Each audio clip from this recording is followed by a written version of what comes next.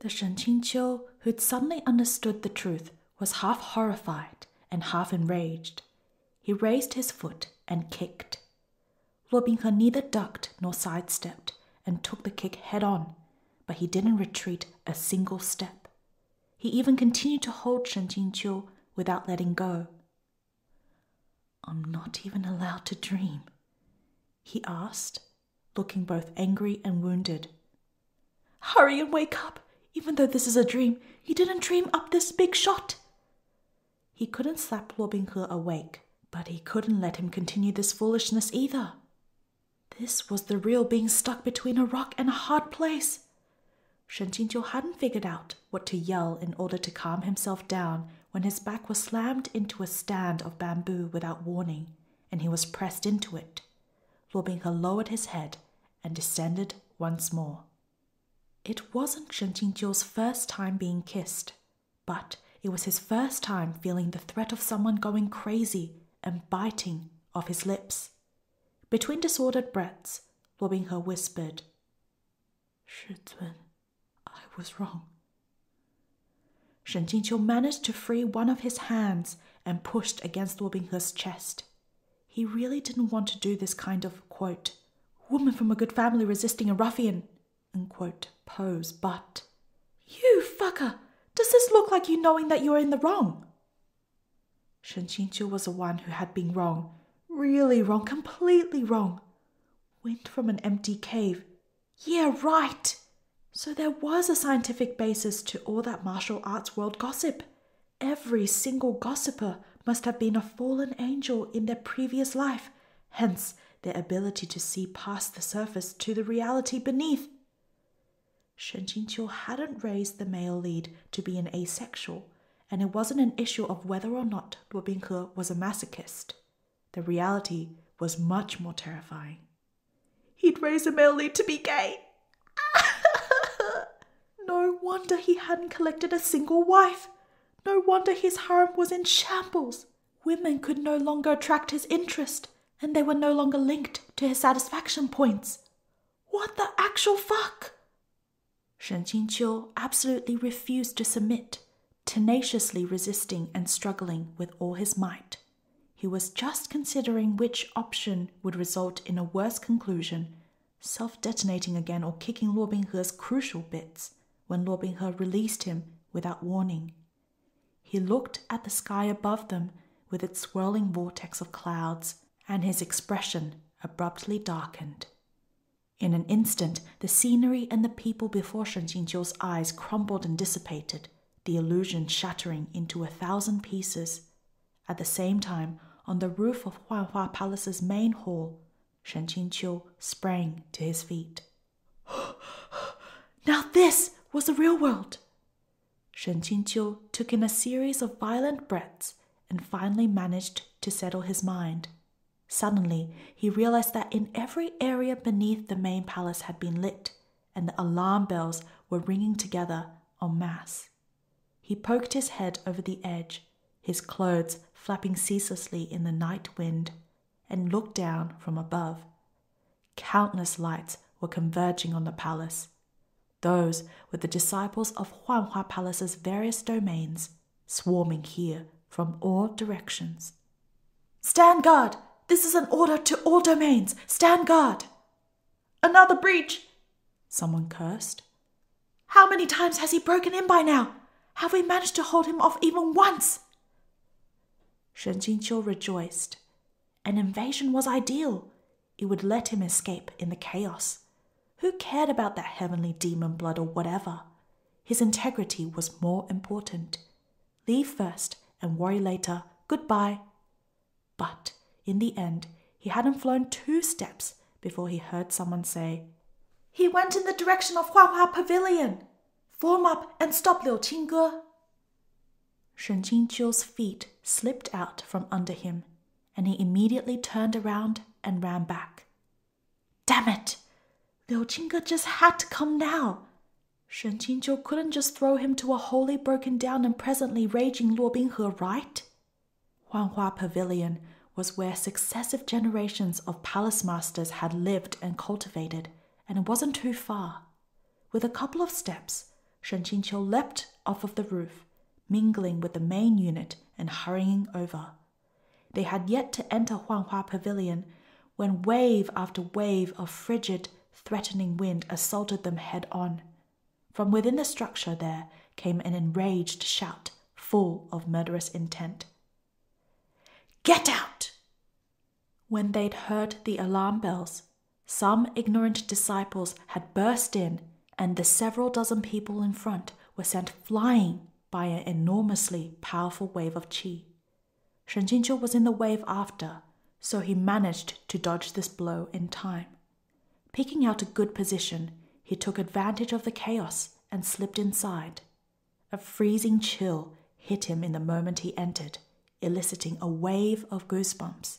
It was as if the entirety of Huanghua Pavilion had become an enormous ice cave. A single step inside was like entering a land of frost and snow. Chill wind flooded Shen Qingqiu's robes and sleeves, and the cold sweat on his back and forehead rapidly froze into a thin layer of ice. One could imagine exactly how inhospitable the interior had to be. Not only was the temperature abnormally low, the doors were all sealed shut, the windows airtight. It was both freezing and dark. If it hadn't been for the intruder, that is, Changqiu Mountain's director of demolitions, Liu Qingge, forcibly blowing open a huge hole in the walls, the place would have been like a coffin made of ice. The top of the sitting platform at the center of the pavilion was half shrouded by curtains, and several black and white outer robes were messily piled beside it. Luo Binghe was only wearing an inner robe, and he looked like he'd just gotten up from bed. His black hair was disheveled, and his clothes were in disarray, the neckline gaping and crooked. His eyes were abnormally pale, yet his lips had color. While his eyes flashed with a cold light, the aura sinister and menacing. It seemed he was prepared to fight, his claws and fangs bared. Liu Qingge faced him from several steps away, the bones protruding on his sword-holding hand, his entire face ashen. He stared at Luo Binghe, who calmly sat next to the platform and enunciated each word. "You bastard." A violent surge of spiritual light and killing intent burst from Chen Luan's sword. Shen Qingqiu's guard was up as he glanced back and forth between the two. Then suddenly he looked in the direction in which Liu Qingge's sword was pointed. From his brain there came the sound of the last surviving shred of his worldview finally shattering. Luo Binghe's right hand was on Xing Mo's sword, which never left his side. The snow-white blade already almost halfway out of its sheath, yet his left arm was, in fact, holding a person. Though Shen Qingqiu called it a person, it was more correct to call it, say, a body. It was completely lifeless, its head lolling and limbs slack, yet also completely pliable. It too wore a set of flimsy inner robes, the neckline having slipped past its shoulder, exposing half of a paper-white back. "What have you done?" said Liu Qingge. Liu Qingge would never forget the scene he had witnessed just seconds before. After Chen Luan's sword had torn open an entrance, he had found a room completely empty other than the overlapping silhouettes among the curtains. Liu Qingge knew that Luo Binghe definitely had to be in the pavilion, but he never could have imagined that he wasn't the only one within. Luo Binghe raised his brows, tugging the limp body in his left arm further into his embrace. "You tell me, what have I done?" Shen Qingqiu was thoroughly speechless. Two people, or you should say, one alive person and one dead person, rolling off something similar to a bed together, in clothes that barely covered anything. It didn't look like something family-friendly, whatever way you spun it. Without a single word from Liu Qingge, Chen Luan's sword shot forward. Xing Mo's sword had yet to be drawn all the way, so using only the sheath, Luo Binghe blocked Chen Luan's point. The energy from Chen Luan's sword glares were overwhelming. Shifting sideways slightly, Luo Binghe blocked the bitingly cold energy attacks, keeping the body in his arms safe behind him as his expression grew angry. Liu Jingge too had realized that if he deployed Chen Luan's sword within such a cramped chamber, a bit of carelessness might lead to his razor-sharp sword energy damaging that body. He instantly returned his sword to its sheath and began pitting his spiritual energy against Luo Binghe's. As they tumbled around, locked in combat, the loose clothes on that body slipped completely down to its waist, and Luo Binghe's palm pressed flush against that fair skin. "Beast! No matter what, he's still your Shizun," Liu Jingge said, with bloodshot eyes. "You think I'd do this with an outsider?" Luo Binghe asked calmly. The Huanghua Palace disciples, who'd formed several circles around them, were all dumbstruck. Luo Binghe paid them no attention, his entire focus on dealing with Liu Jingge. Spiritual energy roiled like boiling water in the air around them, shooting in all directions. As they clashed, their expressions worsened, each more frightening than the last. No one dared to step inside Huanghua Pavilion for fear of being caught in the crossfire. Shen Qingqiu, however, wasn't afraid of the crossfire. He was simply merely unable to look at it straight on. Too hardcore, way too fucking hardcore. Even if his imagination had been as vast as a moon was covered with craters, he had still never imagined that one day he would become a character in this kind of hardcore kink play. The thing Luo Binghe was holding in his arms, that was indeed dead, right? He absolutely wasn't mistaken, because that was his corpse, okay? This had already surpassed the level of fridge horror. Even before he thought about it carefully, it was already beyond horrifying. Even though he couldn't force himself to look directly, he hadn't forgotten his reason for coming back. Shen Qingqiu flashed behind Liu Jingge. The latter went on guard, believing this to be an ambush, and he let out a dark laugh, preparing to send his assailant flying with spiritual qi. However, instead, a hand pressed against Liu Jingge's back, and a stream of steady, gentle yet powerful spiritual energy flooded into his meridians. Once Liu Jingge received this aid, he could somewhat push back Luo Binghe. Liu Jingge dared not to be careless, but he turned his head slightly. Out of the corner of his eye, he could only make out the muddled visage of the person behind him, as if there was something covering their face. "Who's there?" Liu Jingge asked quietly. Shen Qingqiu didn't answer and instead sent more force through his hand. The two peerlessly powerful streams of spiritual energy merged into one. Though Luo Binghe could block it perfectly, this blast of offensive spiritual energy would travel down his body and into the corpse in his arms. He could dissipate the energy, but the dead could not. If he didn't let go, the shock would probably cause the body's facial apertures to rupture. Luo Binghe was unwilling to harm the corpse, so he could only release it. The body was shortly tossed away by the boiling spiritual field, flying outward. Even after letting go, Luo Binghe's gaze remained firmly fixed on that body, his expression both helpless and reluctant. Shen Qingqiu suddenly found that expression of his unbearable. Using this method to force him to let go somehow felt a bit like bullying. Several disciples lacked sense and moved to take action. "Don't touch him!" Luo Binghe yelled. Even from a distance, a wave of his sleeve filled that direction with screams. Shen Qingqiu withdrew the spiritual energy he'd been applying to Liu Jingge's back. With a tap of his foot, he launched himself forward, catching the body within his arms. The sensation of holding your own corpse definitely wasn't just an ordinary level of incredible. Shen Qingqiu gave it a couple of cursory glances. His old body's complexion was actually still decidedly rosy, its 4 limbs pliant.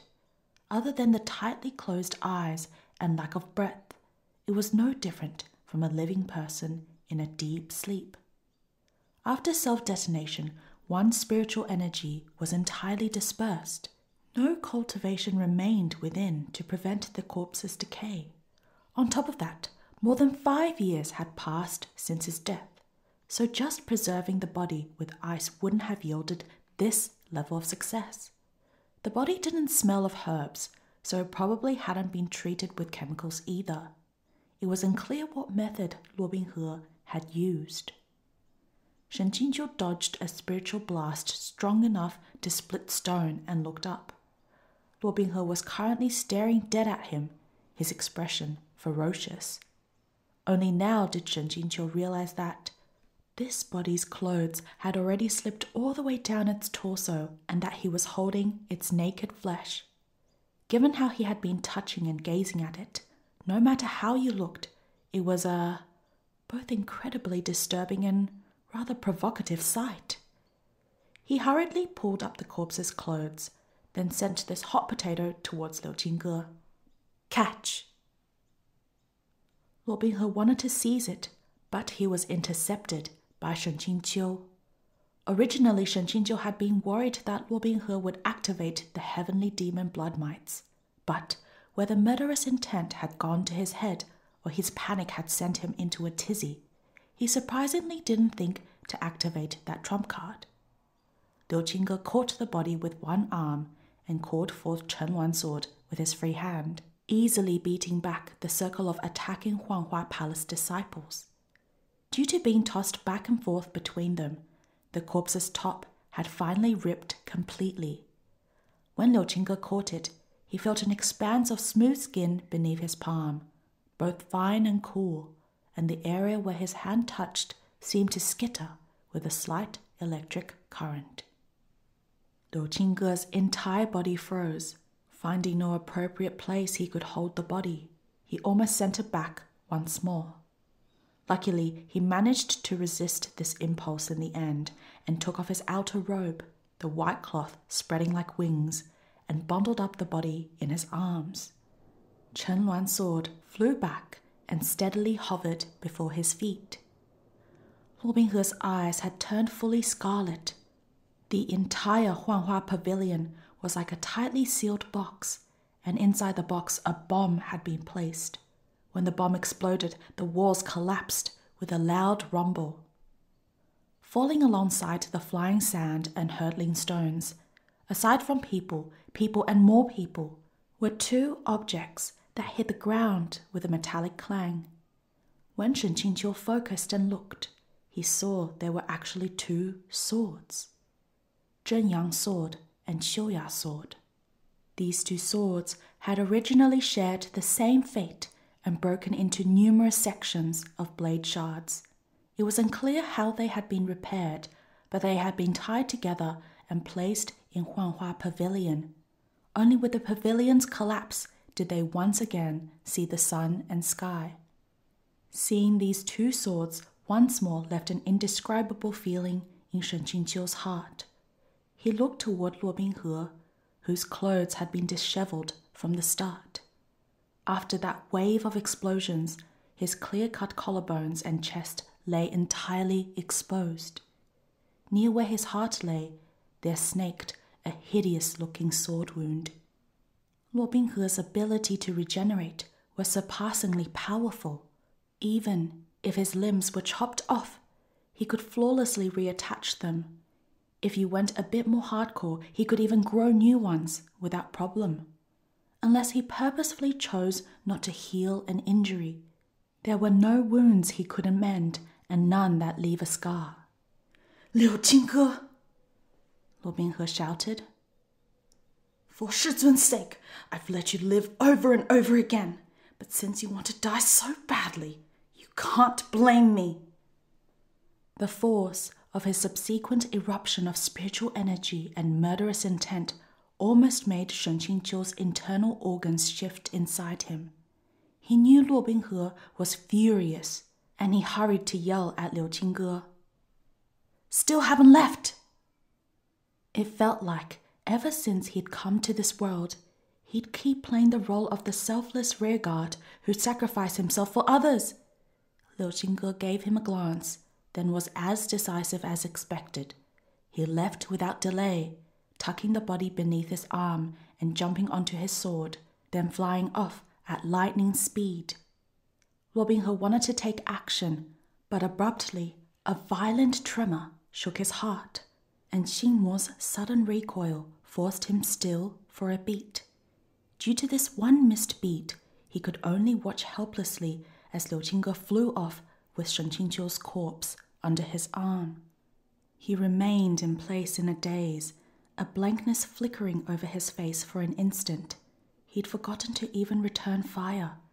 He had the appearance of a child who had his entire world, his most beloved thing, snatched away from him, whose sky was about to collapse and fall. Shen Qingqiu had originally planned to take advantage of the chaos to slip away, but when he saw this, for some reason his feet remained stuck in place, and that unbearable feeling from before grew stronger. But even if he found the sight unbearable, it couldn't be helped. If he continued to let Luo Binghe embrace that corpse, who knew what gravely sinful and terrifying developments could have transpired? The real problem was that his heart had softened at such an inopportune time. He hadn't managed to slip away. Luo Binghe's head turned sharply in his direction, and those two severe red eyes locked on him.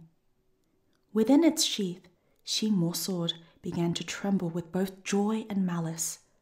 Luo Binghe's expression clearly told Shen Qingqiu that he would absolutely, positively hack him into 1,000 pieces. Shen Qingqiu looked at his eyes that were both furious and devastated and backed up 2 steps. Then all of a sudden, as if his mind had been bewitched, he wanted to tell Luo Binghe something true. He wanted to say, "Don't be so sad. Shizun isn't dead." Just as he moved his lips, a black shadow sprang out from the group of Huanghua Palace disciples. That silhouette was unbelievably fast and nimble. It snatched Shen Qingqiu up like a whirlwind and left just like that. Luo Binghe's eyesight and reflexes were exceptional, yet the spiritual blast he fired managed to miss.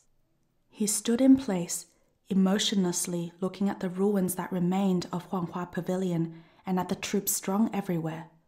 The entire time, the Huanghua Palace disciples had been unable to interfere, but they too knew that Luo Binghe's mental state was unstable after this series of losses. He would definitely explode in a rage. They hurried to kneel en masse. It also happened that Sha Hualing had finally made it to the pavilion. She rushed to the front, but Luo Binghe sent her flying the moment she arrived, and she coughed up 3 liters of blood. She'd long known that Luo Binghe was temperamental, but not knowing what had enraged him this time, she said in terror, "My lord, calm down! My lord, calm down!" "The person you brought back is really quite something." This quote, "really quite something," was so fearsome that it would have been less scary if Luo Binghe had told her to commit suicide on the spot. Sha Hualing's soul almost left her body. "This subordinate has something to report," she said hastily.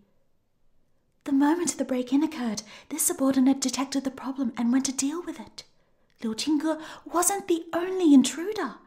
The Peak Lord of Baijian Peak had scouted the palace's interior by cover of night, but he was unable to break the maze array. However, someone had broken the maze array beforehand, and using that, Liu Qingge only successfully infiltrated." Luo Binghe gazed in the direction in which Liu Qingge had disappeared on his sword and slowly clenched his fist, the bones of his knuckles cracking.